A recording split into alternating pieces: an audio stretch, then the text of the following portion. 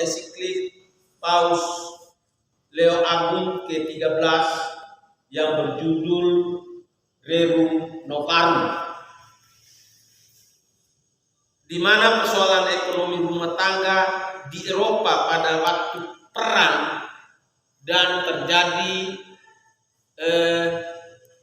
perubahan dari era yang masih belum maju menjadi era industrialisasi di Eropa.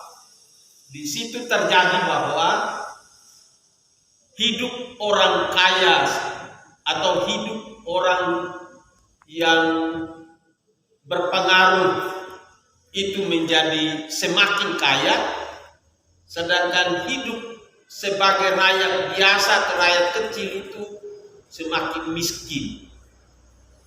Sehingga Paus ini dia mengeluarkan ensiklik supaya terjadi keseimbangan itu. Jangan sampai bedanya terlalu jauh antara langit dengan bumi, atau antara kepala dengan kaki, dengan telapak. Mungkin itu yang dipikirkan.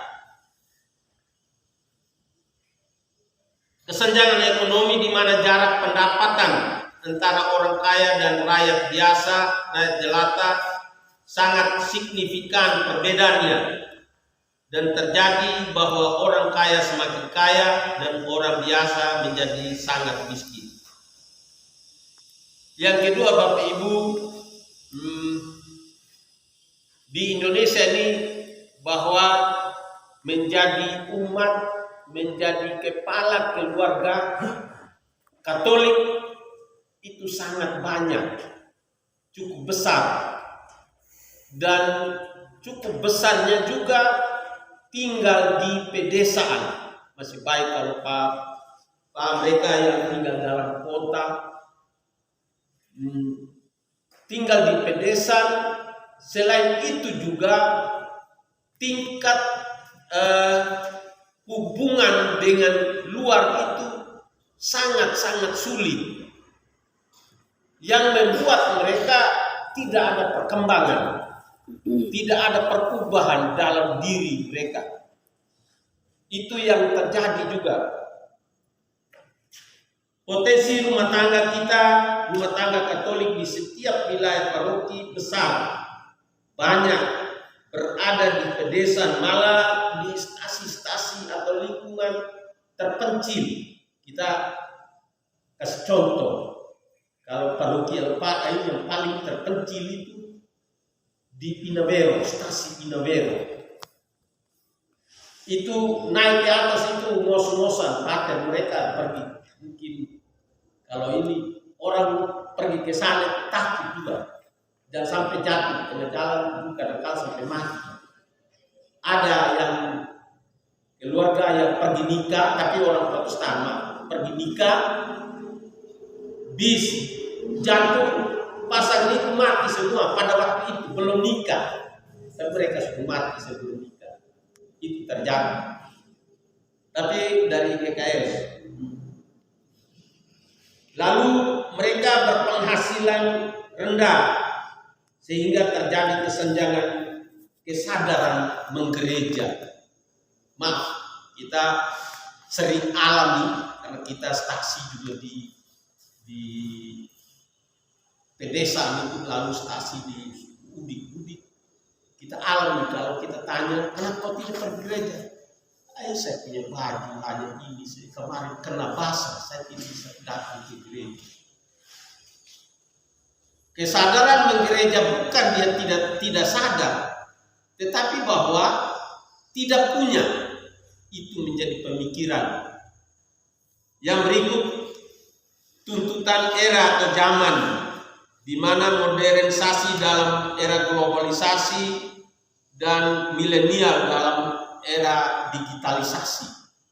Di zaman ini lagi kita harus berpikir betul. Anak tidak mungkin dia pergi sekolah, dia malam belajar di rumah. Kita buka begini, dia tidur saja sambil belajar. Menjadi tuntutan bagi kita sebagai keluarga, menjadi tuntutan kepada kita sebagai orang tua.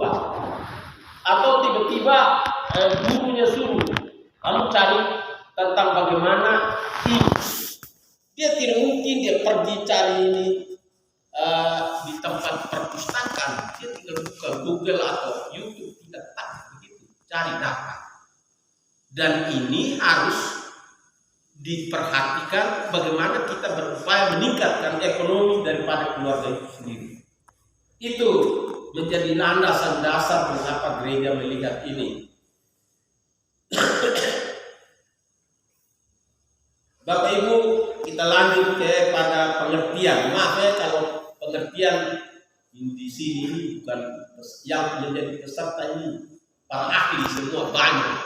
Kita maaf peserta kali ini saya menghadap dengan para ahli semua yang hadir.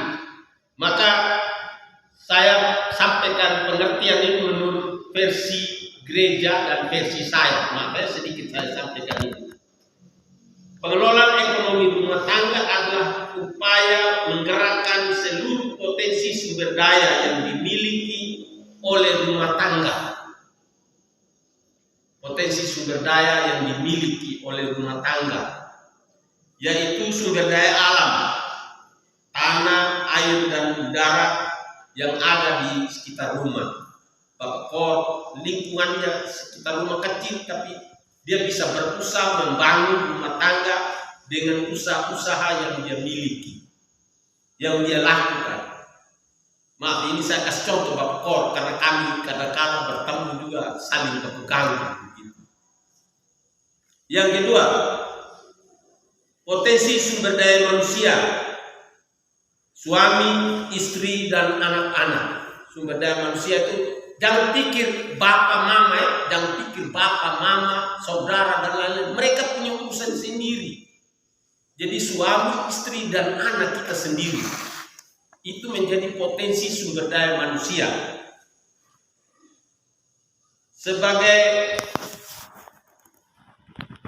Sesuai dengan pengetahuan, keterampilan, dan sikap atau PKS yang tersedia dalam rumah tangga itu.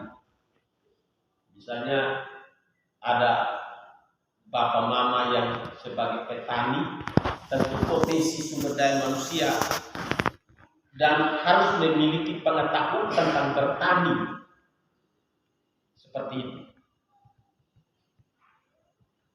Yang berikut, potensi sumber daya pembangunan, industri, jasa, mesin, modal, atau uang yang dimiliki atau yang tersedia.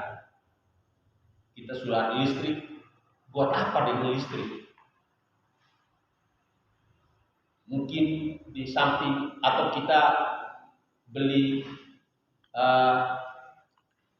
oto, buat apa dengan oto? Jangan sampai oto hanya untuk bagaya atau untuk menjadi hiasan di rumah. Kecuali orang kaya, Pak Rafael Alun, mereka itu yang buat beli mobil itu yang bikin mentereng-mentereng, atau Ibu Sekda dari Lampung atau dari mana yang beli tasnya 20 juta. Buat apa tas 20 juta? Isi apa di dalam? Isi sirpina.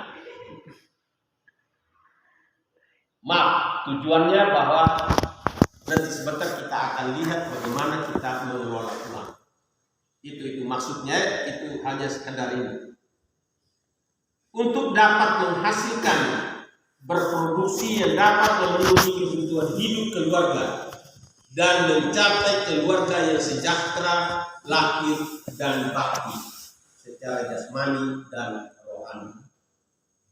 Itu adalah pengertian daripada pengelolaan ekonomi rumah tangga versi gereja dan versi saya. Seperti itu. Yang berikut, Bapak Ibu, yang sebagai pokok persoalan ekonomi rumah tangga, ada 3 hal menjadi pokok persoalan ekonomi rumah tangga. Yang di sini pertama itu manajemen atau mengelola pengelolaan kebutuhan keluarga itu, bapak, mama, dan anak itu. Jangan pikir kebutuhan untuk bapak kor, maaf ya, hanya saya sebut bapak kor karena bapak kor saya kenal.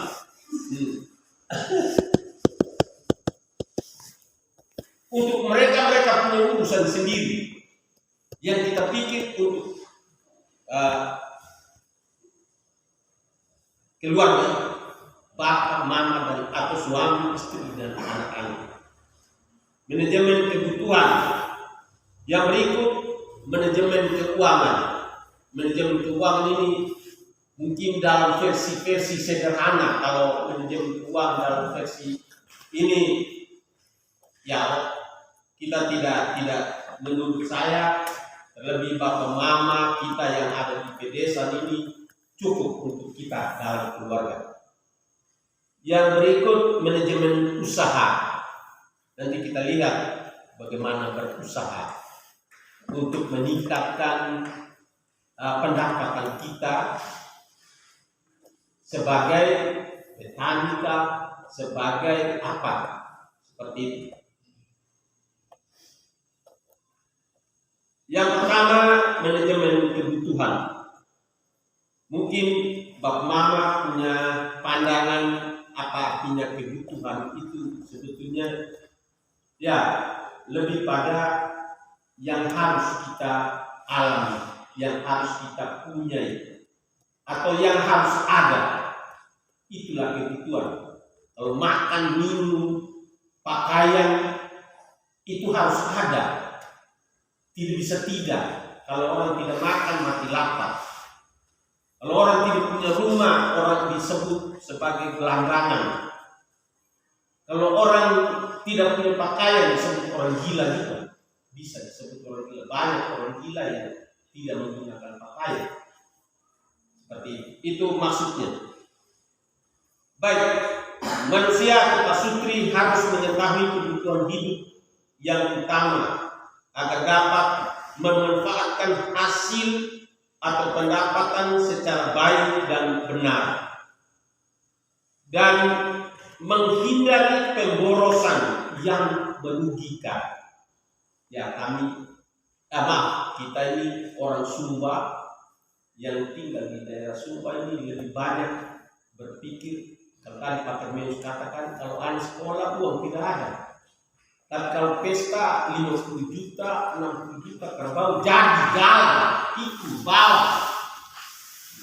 Baru ditunjukkan dengan tingkat gengsi yang tinggi di sana.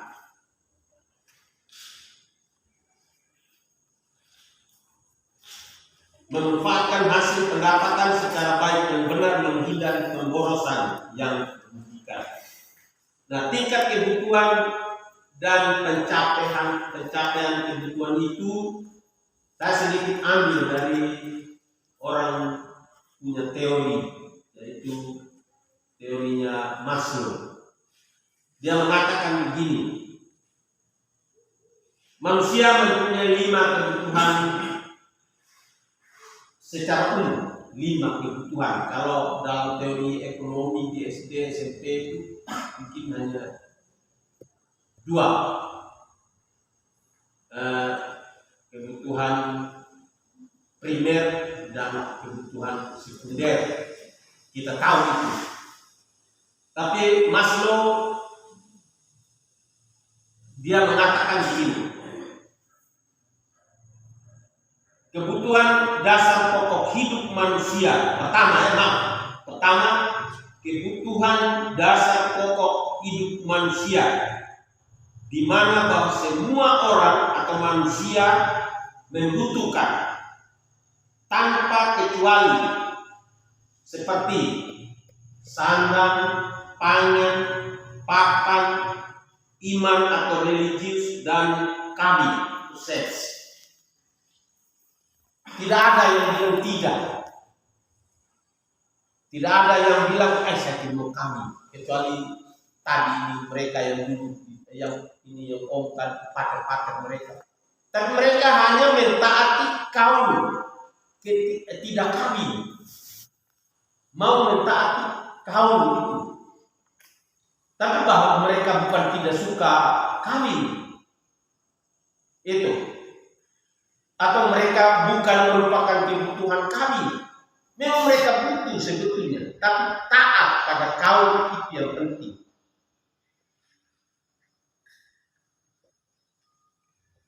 Jadi sekali lagi sandang, pangan, papan, iman, dan kawin. Kebutuhan ini juga disebut dengan kebutuhan primer. Semua level manusia sejak janin. Makan manusia sejak menjadi janin atau terjadi pembuahan antara hubungan suami istri itu sudah terjadi menjadi janin, itu dia sudah butuh makan. Kalau mama tidak makan dia akan mati karena dia mendapat asupan makanan dari mama dan ibunya.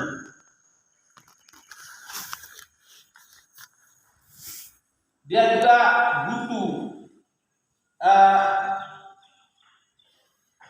bahwa semua manusia itu membutuh iman. Sejak janin juga kita sudah tanamkan iman kepada anak kita. Dan membutuhkan seks. Sejak janin sudah bisa dibedakan mana laki-laki dan mana perempuan. Itu adalah bagian daripada kebutuhan seks itu sendiri.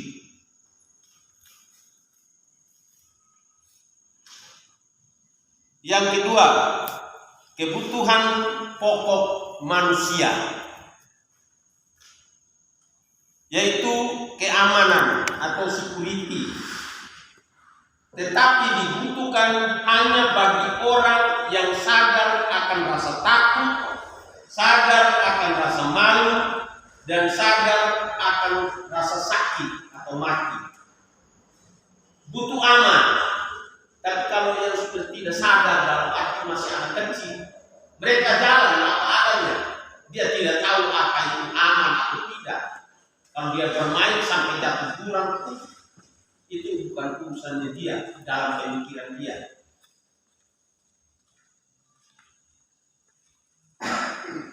Atau orang gila, pada saatnya dia gila, dia tidak rasa malu apapun yang dia lakukan. Maaf, saya mengalami betul ada orang gila, awalnya sedang bersenda gurau di depan banyak orang. Kebetulan dia hanya pakai sarung, tiba-tiba dia lepas sarung, ikat sarung di kepala jalan.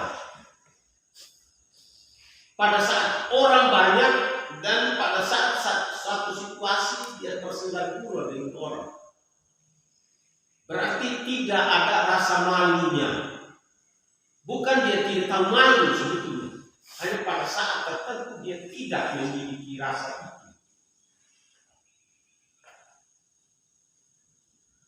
Atau rasa sakit.